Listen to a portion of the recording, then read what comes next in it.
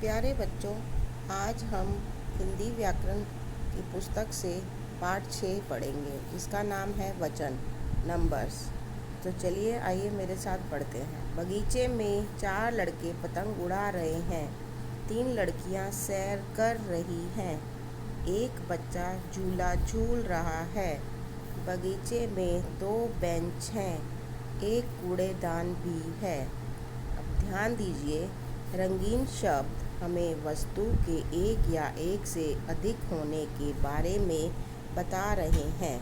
शब्दों के जिस रूप से वस्तु के संख्या में एक या अनेक होने का पता चलता है उसे वचन कहते हैं।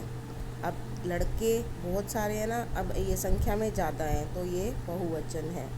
जो हमें ज्ञात होता है कि ये एक है, एक लड़का होगा तो एक वचन, और बहुत सारे लड़के होंगे, 3 लड़के होंगे तो बहुवचन। वचन के प्रकार। वचन के 2 प्रकार होते हैं, एक वचन और बहुवचन। एक वचन क्या होता है और बहुवचन क्या होता है? चलिए, एक वचन शब्द के जिस रूप से वस्तु के एक होने का बोध होता है।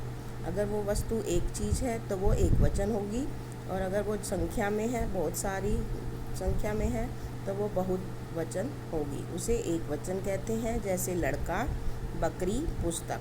अब बहुवचन शब्दों के जिस रूप से वस्तु के एक से अधिक यानी अनेक होने का बोध होता है उसे बहुवचन कहते हैं। जैसे अब ऊपर एक वचन में लड़का था, यहाँ बहुवचन में लड़के। जैसे लड़के, जहाँ ऊपर एक वचन में बकरी थी, यहाँ बहुवचन में बकरियाँ बहुत सारी हो गई। एक वचन में पुस्तक थी, यहाँ बहुवचन में पुस्तकें हो गई। एक वचन व बहुवचन शब्दों के कुछ उदाहरण। एक वचन में देखिए बच्चा, बच्चे। बहुवचन में बच्चे। एक वचन होता है जो संख्या में एक हो, जैसे बच्चा, संतरा, लड़की, गेंद, आँख, नदी, चादर। अब बहुवचन में देखिए बच्चे, संतरे, लड़कियाँ, गेंदें, आँखें, नदियाँ, चादरें। एक वचन में फिर से लीजिए माला, केला, छतरी, पेंसिल, पतंग, कहानी, कमरा। अब बहुवचन में मालाएं, केले, छतरियाँ, पेंसिलें, पतंगें, कहानियाँ, कमरे। हमने क्या सीखा? शब्दों के जिस रूप से वस्तु की संख्या का पता चलता है उसे वचन कहते हैं। संख्या में जिसके एक या अनेक की संख्या का पता चलते हैं उसे वचन कहते हैं।